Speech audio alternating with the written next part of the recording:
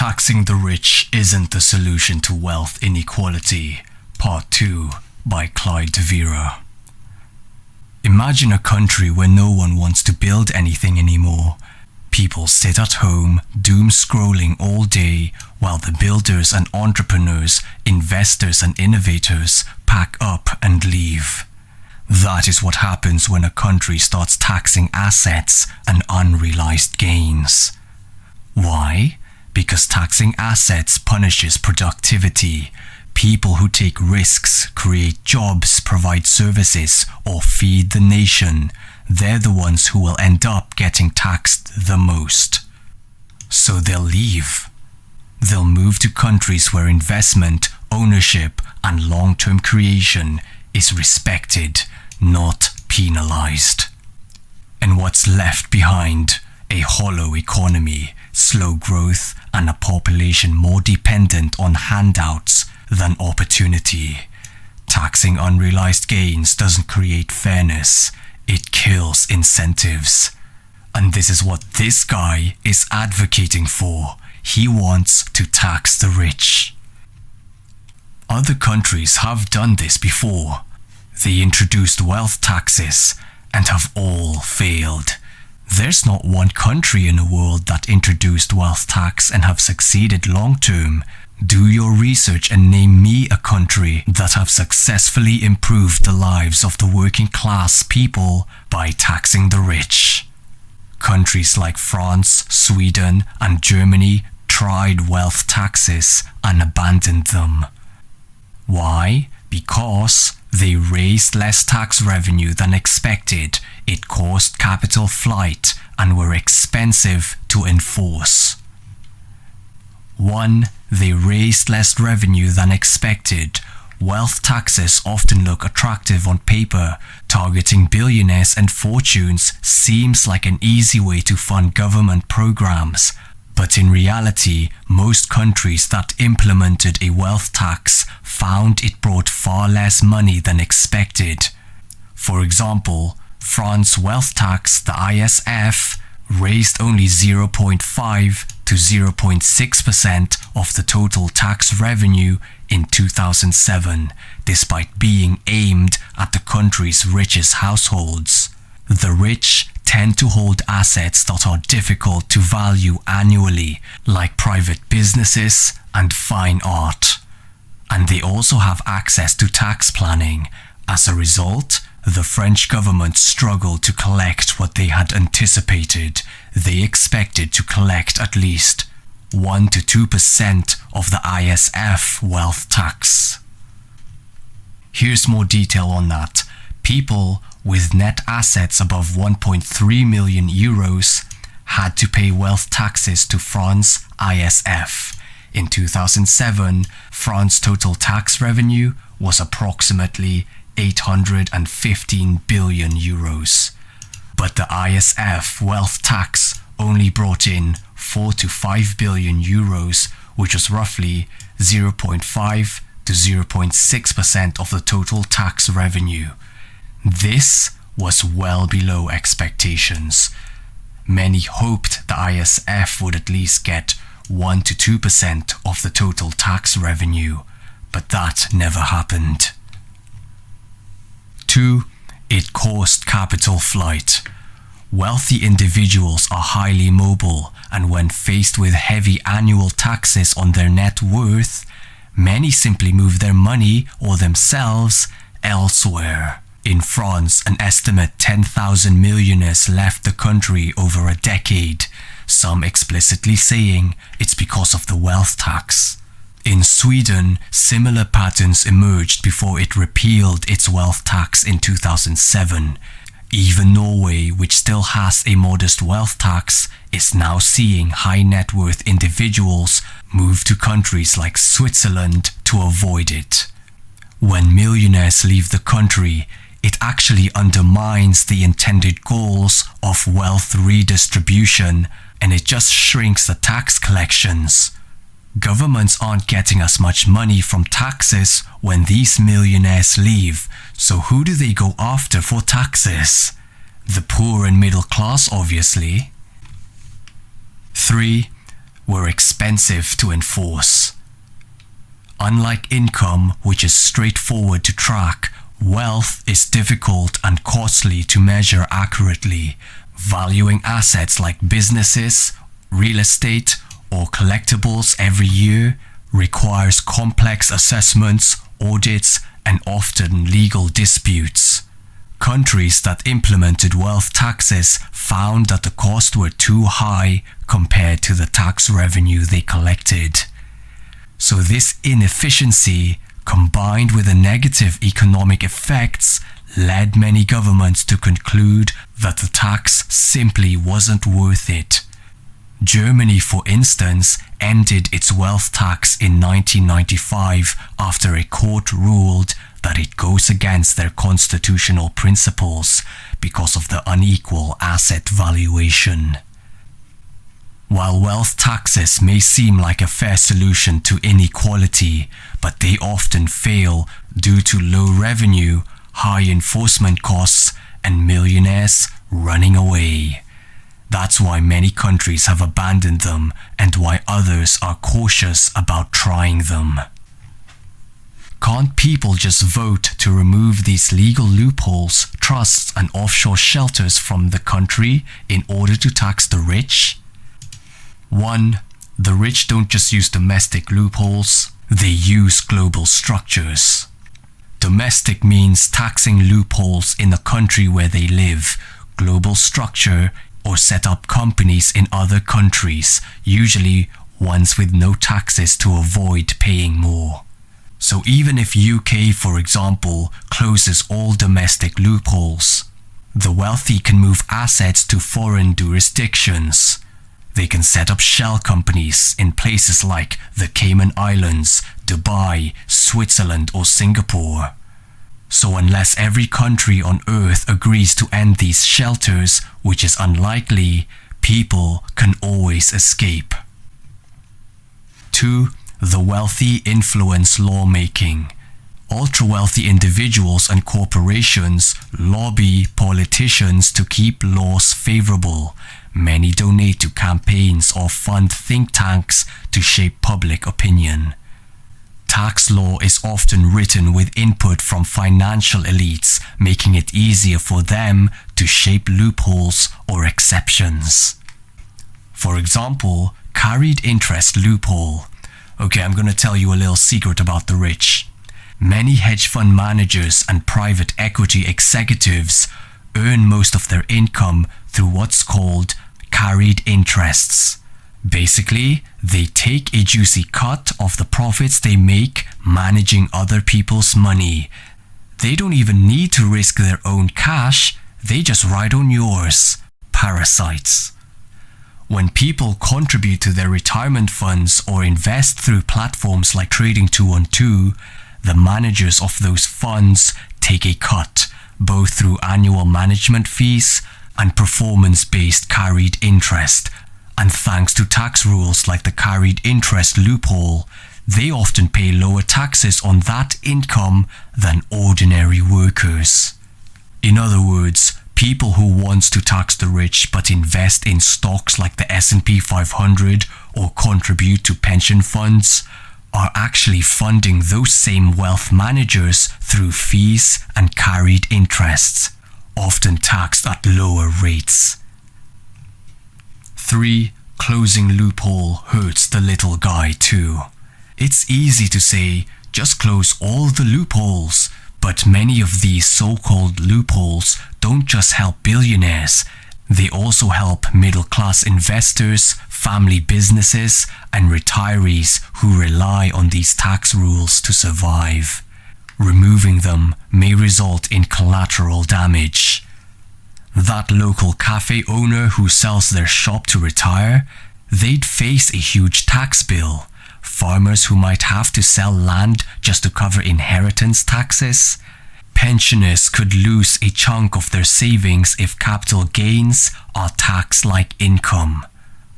And trusts, sure, the rich use them, but so do parents trying to pass down a business or protect assets for a disabled child. For example, that farmer who spent decades feeding your family, his kids might have to sell the land just to pay inheritance tax, not because they're rich, but because the land is now worth too much. They can't afford the tax bill, so they sell to developers or the government. The family farm is gone, and in the long run, that could mean higher food prices for everyone. 4. Offshore enforcement is painfully slow. You know, if you track wealth in offshore accounts, this takes international cooperation. Even with agreements like the Common Report Standard, CRS, compliance isn't the same across countries. Enforcement takes years of investigation, and by which point, the money may have been moved again. For example, it took the Panama Papers and Pandora Papers leaks to expose some offshore setups, but most individuals involved faced no legal consequences. I'll expand on that. In 2021, the Pandora Papers leak exposed how over 300 plus politicians, billionaires and celebrities secretly moved their wealth offshore using shell companies and hidden trusts. These setup made it nearly impossible for governments to track or tax that money. The evidence was public, the names were out, but the enforcement was so slow. It was like the feds showed up and said, guys, where'd the money go? It's already moved to another shell company in a new country. It's like playing tag with ghosts, always one step behind. 5. Migration risk. The rich can just leave. Even if a country tightens tax laws, the wealthy can move to countries that don't. This results in less tax revenue. The government was hoping to collect more, but now the rich, who usually pay a large share, are gone. Brain drain. Entrepreneurs, investors, and job creators often leave too, taking their ideas, innovation, and businesses with them. Fewer startups and investments. Fewer startups gets funded. Real estate, venture capital, and small businesses all slow down. When countries collect less in taxes, it still needs to fund everything: healthcare, education, pension, military, infrastructure, and of course debts. But with a shrinking tax base, they face two other options. Raise taxes on the poor and middle class, which causes resentment and slows the economy even more. Or 2, they just print more money to cover the gap. Printing money may seem like a quick fix, but it devalues the currency and leads to inflation. That hits the average citizen hardest, not the rich, because the wealthy have assets like real estate and stocks that rise with inflation, while regular people are stuck watching food and rent go up. It's like squeezing a balloon. You press down in one area and the wealth just moves elsewhere. It doesn't disappear, it just becomes untouchable. Still playing the fiat game. Those who believe taxing the rich is the ultimate solution are still stuck in the fiat mindset. They're trying to fix a broken system within the system, when the system itself is the root of the problem. Because here's the truth: even if wealth taxes succeeded, where does the money go? To the government. Who's been debasing the currency? The governments. Who bailed out the rich during financial crisis using taxpayers' money? The governments. So ironically, when you tax the rich under fiat, you're just funneling more money to the very institution that protects and props up the elites. It's a vicious cycle. 1. Government prints money. 2. That devalues your savings. 3. You pay higher taxes. 4. The government uses it to bail out big banks and corporations. 5. The rich gets richer. 6. People scream, "Tax the rich" again. And 7. Repeat. It's all financial theater designed to make the public feel like something is being done while nothing changes. If you really want to stop this cycle, you have to stop playing their game. Opt out. Choose a system where no one controls the rules, no one can print more, and no one can bail out their rich friends. That system is Bitcoin. Because fixing the fiat system from within is like patching up a sinking ship with duct tape. Meanwhile, Bitcoin is the lifeboat. How Bitcoin fixes this for everyone. Now listen to this because it's the most important part. You've been trying to find a solution to wealth inequality. Let's be honest, the system isn't broken, it's rigged.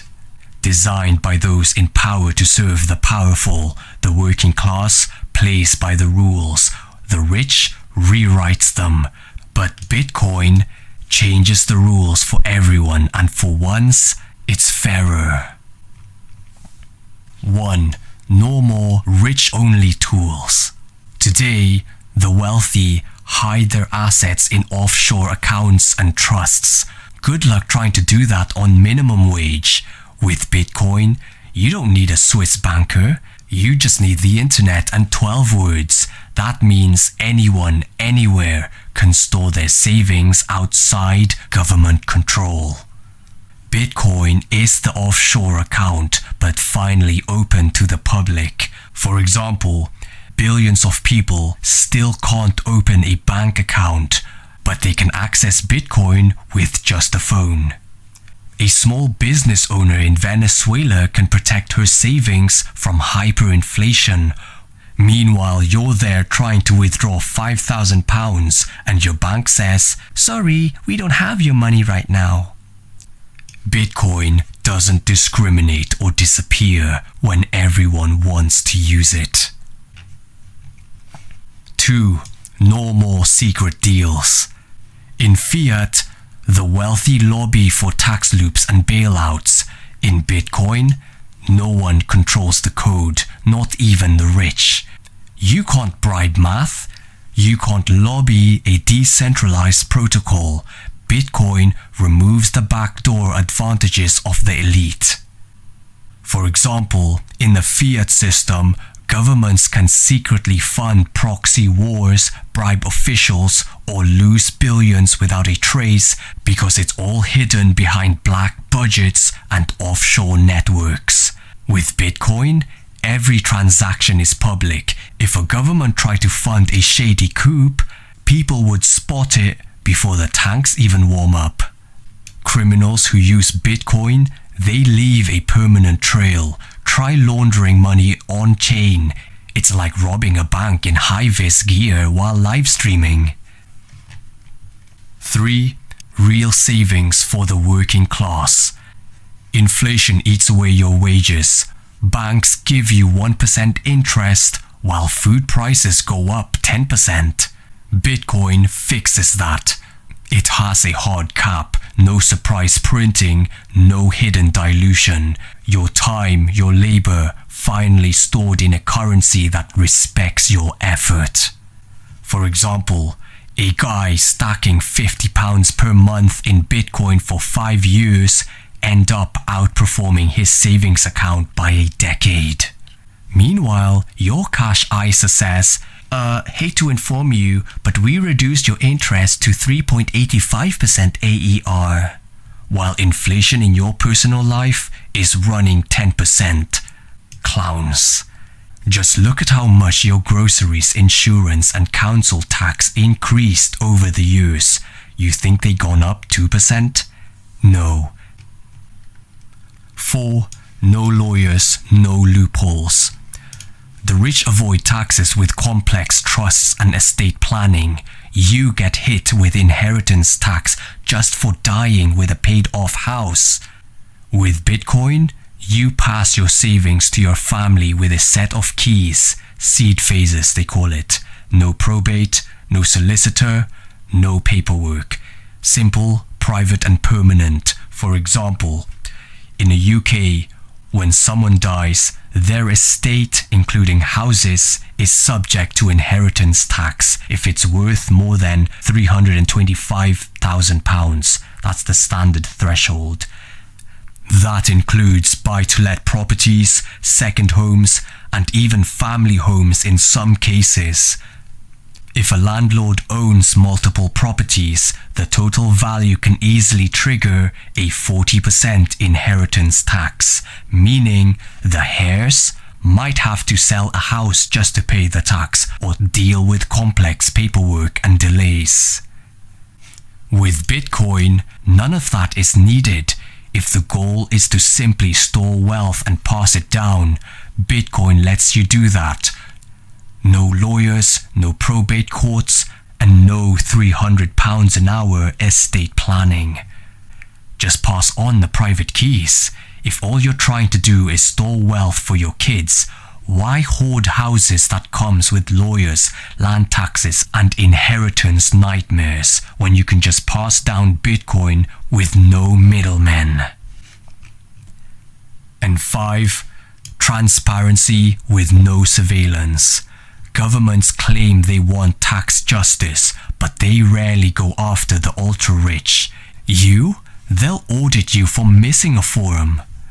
Bitcoin flips this. It's public, traceable, and verifiable, but also private when you control your keys. It exposes the big players while protecting the little ones.